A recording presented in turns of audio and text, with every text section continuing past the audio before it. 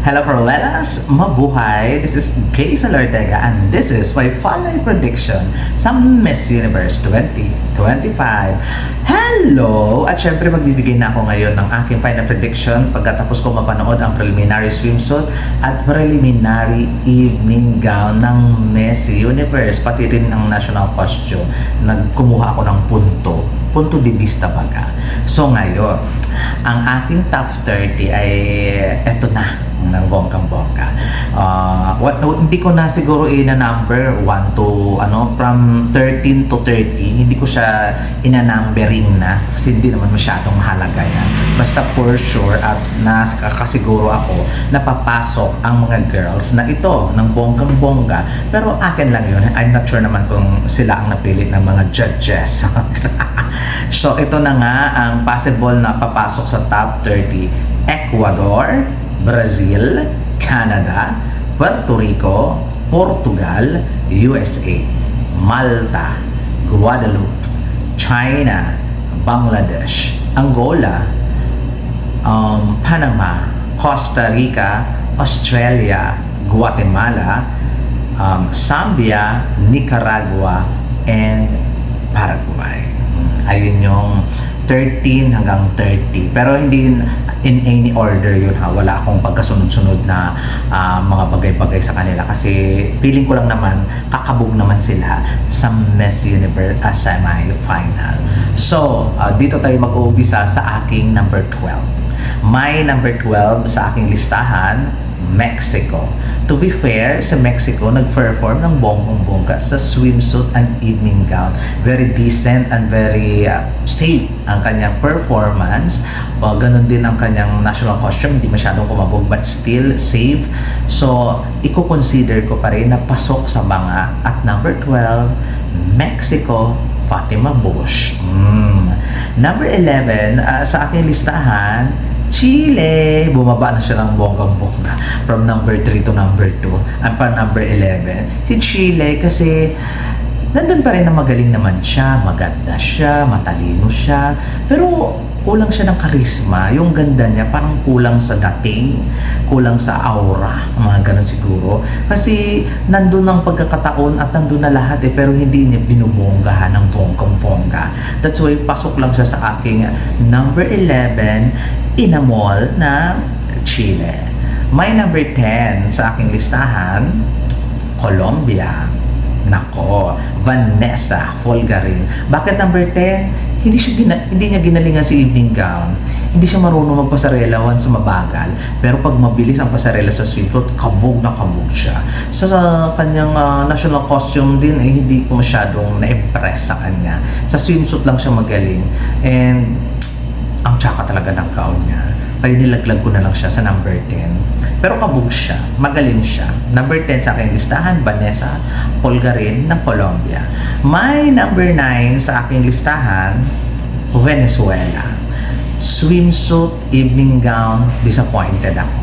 Ang dami niyang aura, everyday OOTD, pero hindi ako na-impress sa kanyang preliminary gown.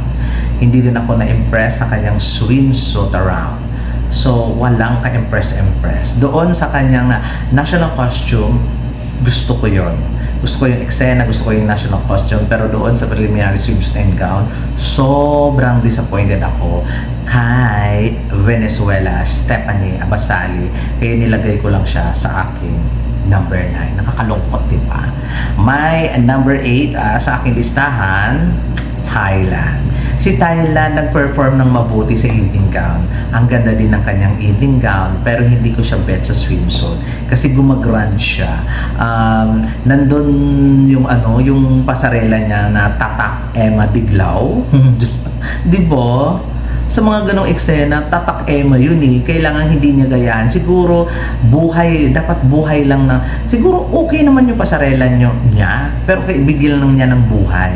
Ayun lang, hindi na to the point na gagayahin niya kung ano ang gagalaw ni Emma Tiglao. Kaya nakakaloka. Sobrang na-disappoint ako doon sa kanyang swimsuit. Pero yung evening gown niya, amazing. Gusto ko rin yung kanyang, ano ba tawag dito? national costume kahit na second hand lang siya, pero kinabog at nag-perform siya ng bonggang-bongga si Thailand at number 8. May number 7 sa aking listahan, India. Di ba? Manika. Number 7, kumabog siya sa lahat ng aspect, from national costume, swimsuit, and evening gown. Pero not to the point na siya ang magiging ano ba, alam mo yun? Not to the point na siya ang magiging top 5 ko. I don't know, siguro wala naman akong violent reaction kung pumasok siya sa top 5. Pero siguro ipupush pa niya ng todo-todo. And I'm sure kumakabog to sa closed door interview. Kaya malakas talaga ang placement nito ni India. At may number 7. May number 6 sa aking listahan, Croatia. Gusto ko siyang i-top 5 kasi ang ganda-ganda niya, ang tangkad-tangkad niya, ang galing-galing niya. Pero kung mag-Miss Universe siya, wala akong violent reaction.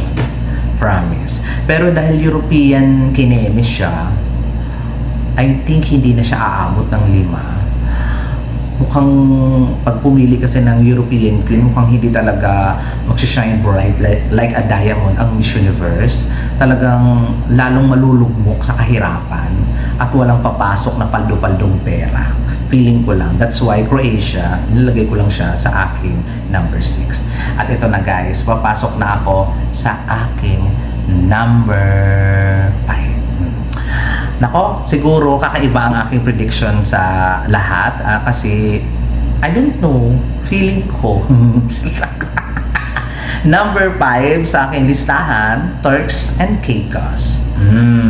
Bakit si Turks and Caicos ang aking number 5? Nandun na magaling siya and everything, maganda siya, matalino siya, maganda ang advocacy, pero hindi talaga ako nagagandahan sa kanya. Sige na nga, i-consider ko siya at number 5 sa aking listahan, from 4th runner-up or top 5 kasi may 3 yata eh. That's why hanggang doon lang feeling ko, kung makakapasok man si Turks and Caicos sa top 5, hanggang 4th runner-up lang talaga siya ng bonggang-bongga. My number 4 sa aking listahan, Cote d'Ivoire or Ivory Coast. Number 4 ko, same as Turks and Caicos, magaling, matalino, magandang advocacy, pasabog, everyday OOTD, but nakakaloka. Hindi ko kinakaya. Hindi talaga maganda. Sa pamantayan ko lang, hindi ako nagagandahan sa kanya. Hindi nakaka-Miss Universe. That's why 3rd runner-up lang si Cote d'Ivoire. My number 3 sa aking listahan, Latina. Yamilex Hernandez. Galing Miss International to Miss Universe, feeling ko 2nd runner-up lang siya. Sa lahat ng aspeto, national costume, evening gown competition, swimsuit competition, ace. Check. Wala kang dapat problemahin sa kanya. Pero at siya din ng may magandang advocacy about mental health kasi mental health yung advocacy niya at totoong ginagawa niya naman talaga noon pa. So Latina, nag-matured kasi siya, tingnan, nakakatita na siya, pero when it comes sa galawan, amazing talaga. Pero 2nd runner-up ko lang siya, Miss Universe Latina, Yamilex Hernandez. Oh my God. Eto, alam ko na kung nagdadalawang isip ako sa kanila kung sila na number 1 ko at na number 2. Pero syempre, papabor ako doon kung sa anong ikakayaman ng Miss Universe at makabawi-bawi sa mga investment at saka sa mga nag-invest dito sa Miss Universe. May number 2 sa aking listahan, Argentina. Wala. Sa preliminary Q&A, I do. Matalino tong batang to eh. Sa preliminary swimsuit, preliminary evening gown, preliminary national costume. Amazing. Kabog. Beautiful, everything. I don't know. Ang lakas talaga ng kutob ko kay Argentina, nakakabog ng bonggang-bongga. Hindi dahil alaga siya ni Osmel ha, pero may ibinibigay talaga at may ino-offer talaga si Argentina ng bonggang-bongga dito sa Miss Universe. Feeling ko hindi papansin na ng iba, but ibibigay ko talaga sa number 2 ko, Argentina. Promise, may potential talaga siya na manalo ng corona for today's video. Kung Latina man ang choice, feeling ko Argentina is the best. Ayun lang. Next, may number 1 sa aking listahan, siguro alam na ninyo yan. Indonesia, in your dreams. Charot lang. Siyempre, may number 1 sa aking listahan, Philippines, Maria Atisa Manalo. Sabi ko nga sa aking mga vlog, beauty, business, everything about Atisa Manalo, nakaka-Miss Universe. Sino ba pa? Ang ganda ng kanyang national costume show, ang ganda ng swimsuit drum, ang ganda ng evening gown. Wala akong nakitang mali sa performance niya. Wala akong nakitang dapat pang e-eksena ni Atisa. The best sa preliminary competition sa mga mata ko. Pakialam ko sa mga mata ninyo. Basta para sa akin, siya ang nag-perform ng bonggang-bongga sa 3 kategory na hindi baga si Colombia kasi ang pangit ng gown, si Venezuela ang pangit din ng gown segment niya, si Mexico ang pangit ng national costume niya, yung mga iba may masasabi ka, pero si Philippines walang kabudol-budol, ginalingan niya ng bonggang-bongga. That's why talaga siya ang aking Miss Universe 2025 Maria Atisa Manalo from the Philippines. This has been Hazel Ortega. Comment down below lang kayo sa inyong mga top 5 or top 10 or top 12 man sa comment section. Maraming salamat. Paalam!